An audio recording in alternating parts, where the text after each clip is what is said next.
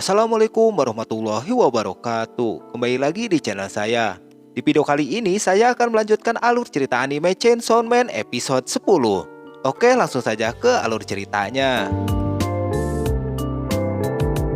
Lanjut cerita, setelah beberapa hari sejak insiden serangan dadakan yang dilakukan oleh Katanamen dan Sawatari, di sini kita melihat Aki yang baru terbangun di rumah sakit. Aki pun ditemani oleh Denji dan Power.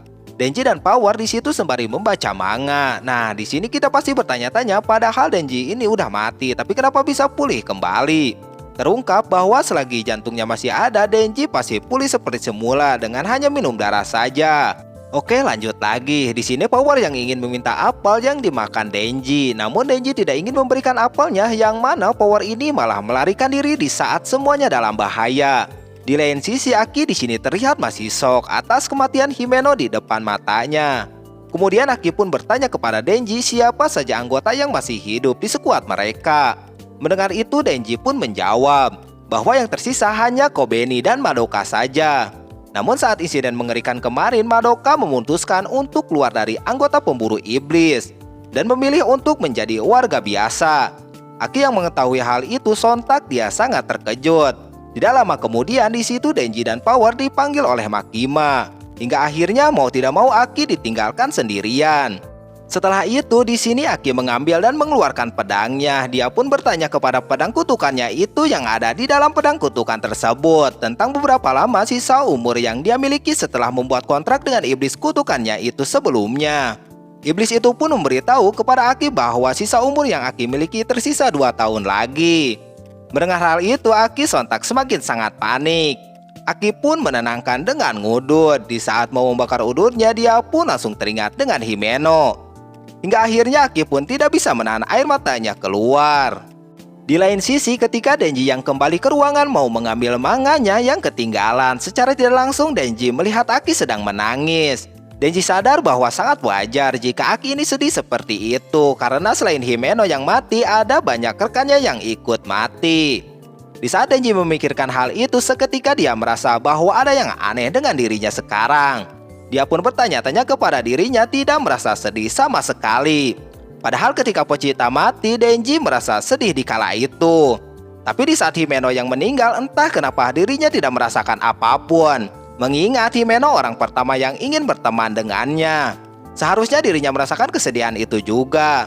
Namun melihat dirinya yang tampak biasa saja sekarang, secara tidak langsung hal itu pun membuat dirinya merasa bahwa dirinya yang sekarang sangat mengerikan. Setelah itu Denji pun bertanya-tanya yang mana seandainya yang meninggal berikutnya adalah Power dan Aki, apakah mungkin dirinya akan merasakan sedih.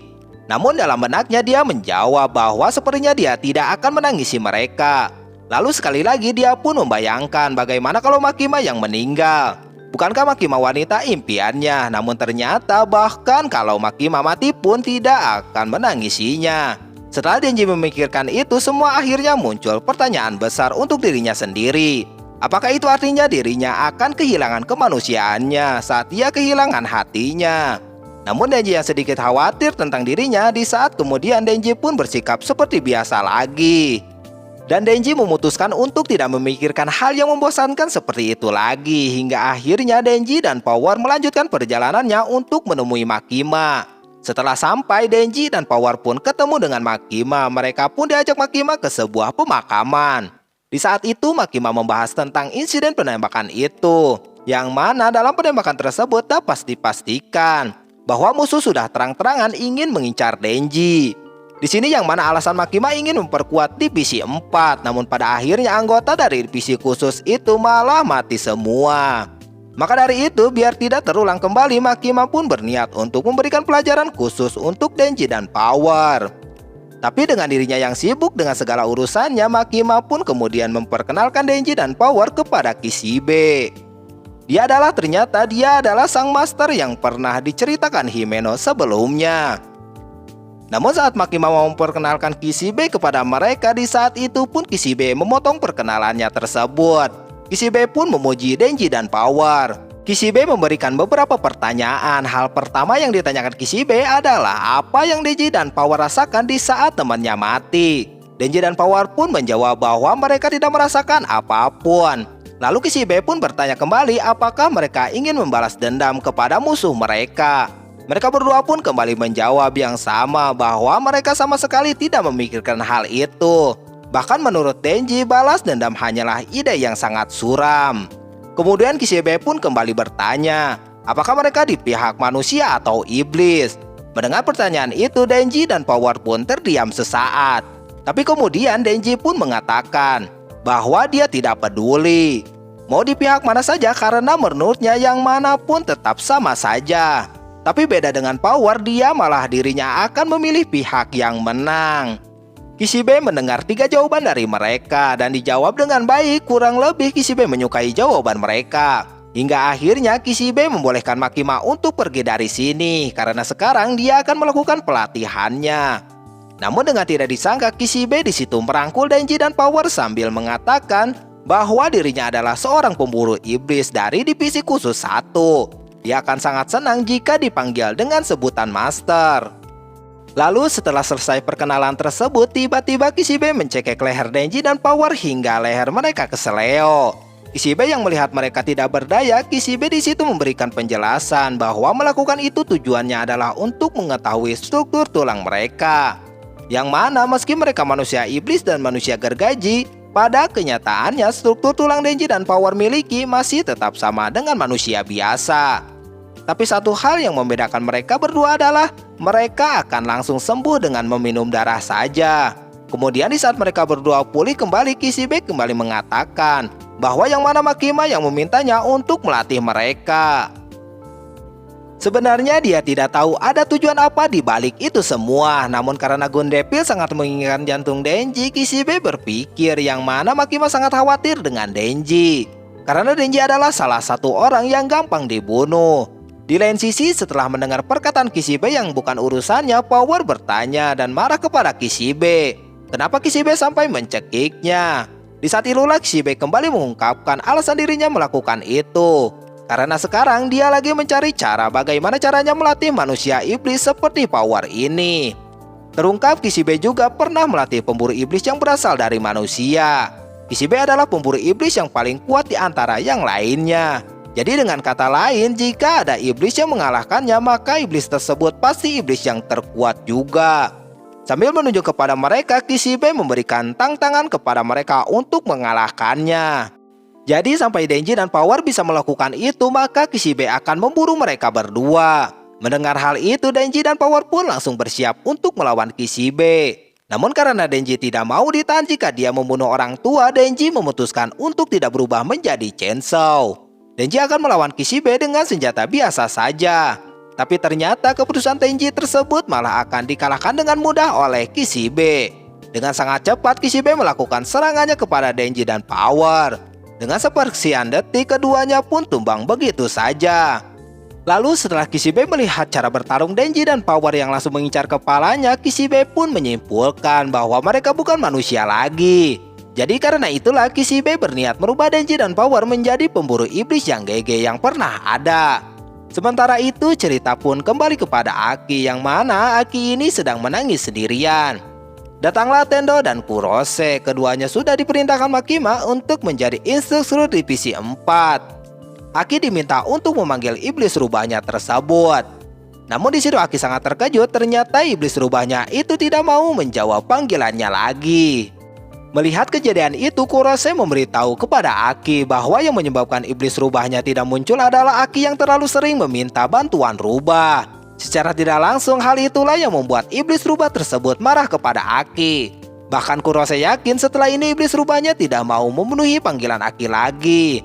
Lalu sebagai orang yang pernah langsung memimpin divisi 4, Aki diberi pilihan untuk berhenti menjalani kehidupan yang tenang atau didedikasikan hidupnya sebagai pemburu iblis.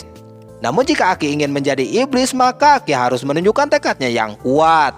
Sebagai awal untuk itu, maka Aki harus membuat kontrak baru iblis yang jauh lebih kuat daripada sebelumnya. Mendengar hal itu, tentu saja Aki akan melanjutkan hidupnya sebagai pemburu iblis, mengingat setelah insiden sebelumnya. Kebencian Aki terhadap iblis pun juga semakin mendalam. Di lain sisi, Kurose dan Kendo melihat tekad Aki yang sangat keras. Pada akhirnya mereka sadar apa yang dikatakan oleh gurunya mereka yang berada di Kyoto. Memang benar adanya bahwa ternyata memang tidak ada satupun anggota yang lemah di divisi 4. Hingga akhirnya mereka memutuskan untuk pergi dari sana dan akan kembali besok untuk membawa Aki dan membawa kontrak barunya dengan iblis yang lebih kuat. Di saat mereka akan pergi, tiba-tiba Aki kedatangan tamu wanita. Di sini kita diperlihatkan siapa wanita itu. Tapi yang jelas ketika Aki melihat kemunculannya sontak membuat Aki terkejut. Lanjut cerita, di sini Denji dan Power yang sedang berlatih dan sangat babak belur. Namun karena sudah larut malam, Kishibe pun memutuskan untuk menyelesaikan latihan tersebut dan akan melanjutkannya di keesokan harinya. Denji yang sudah sangat kelelahan saat itu dia menjatuhkan tubuhnya untuk bersantai sebentar. Namun setelah Power meminumkan darah ke mulutnya, akhirnya Denji bisa pulih kembali. Denji kemudian bertanya kepada Power sudah berapa kali dibunuh di dalam pelatihan hari ini. Power menjawab bahwa dia sudah dibunuh sebanyak 20 kali. Setiap Denji terbunuh, hal yang sama terjadi pada Power. Mereka menyadari kekuatan dari Kishibe jauh dari dugaan mereka. Sesaat Denji dan Power pun berpikir untuk kabur. Tapi kemudian karena mereka tidak ingin dianggap sama dengan iblis lainnya, akhirnya mereka berdua mengurungkan niat tersebut. Dengan melihat ketidakberdayaan ini, Denji tampak sangat kesal jika terus memikirkan tentang Kishibe. Namun karena mereka tidak mau mengalami hal yang sama secara terus-menerus, tiba-tiba saja terlintas sebuah ide di dalam pikiran Power. Menurutnya Kishibe ini memang sangat kuat, tapi karena dia sering mabuk, sepertinya otaknya tidak beres. Dan buat mengalahkannya dengan cara kepintaran kita. Keesokan paginya Kishibe yang mau menjemput Denji dan Power. Di saat mau membuka pintu, di situ Power mengeluarkan senjatanya yang terbuat dari darah. Tapi sayang serangan Power sia-sia. Dengan refleks yang cepat Kishibe bisa menghindarinya. Serangan di atas pun sama saja Kishibe bisa atasi. Setelah itu Denji yang sudah ada di belakang Kishibe, dia langsung menyerang dengan kampak. Lagi-lagi Kishibe dengan instingnya dia bisa membalikan keadaan. Di situ Denji malah tersungkur. Kishibe pun ngomong bahwa ini adalah serangan terbaik dari mereka berdua. Yang mana menurut Kishibe untuk menggunakan otaknya dengan keras lagi. Kishibe memberitahu dua alasan Denji dan Power gagal. Yang pertama, Power ini terlalu banyak menggunakan darah yang membuat dia anemia. Dan yang kedua, Denji gagal memprediksi serangannya. Di saat itu juga Kishibe mengakhiri pelatihan hari ini. Dan dia pergi mau minum-minum enak. Denji yang tidak berdaya, dia pun berteriak kepada Power. Dia bilang bahwa pelatihan hari ini selesai. Secara tiba-tiba Kishibe pun menyerang Denji dengan melempari barang biasa ke kepala Denji. Kishibe bilang bahwa jangan percaya perkataan pemburu. Cerita berpindah lagi kepada Aki. Kurose dan Kendo. Aki diberitahu untuk membuat kontrak dengan iblis yang lebih kuat, mungkin kontraknya akan semakin berat. Mereka pun menanyakan kepada Aki yang mana Himeno ini adalah pacarnya. Aki pun menjawab bahwa dia adalah adik rekan setimnya. Nah, di sini kita tahu bahwa si cewek yang datang ke rumah sakit itu dia ini memberikan surat. Dan surat itu dari Himeno. Di dalam surat itu tertulis bahwa menanyakan tentang ayahnya dan soal minum obat, makan, soal beras, dan lain-lain. Lanjut lagi, mereka bertiga pun sampai di ruangan nomor 108. Di ruangan itu adalah iblis masa depan. Dan sudah dua orang yang membuat kontrak dengan iblis masa depan ini. Satu orang memberikan setengah hidupnya dan satu orang lagi memberikan mata, indera, perasa, dan penciumannya. Setelah itu Aki pun masuk ke dalam ruangan itu. Apakah Aki akan membuat kontraknya dengan iblis masa depan ini? Dan apa mungkin dengan iblis yang lainnya? Tunggu di video selanjutnya. Wassalamualaikum warahmatullahi wabarakatuh.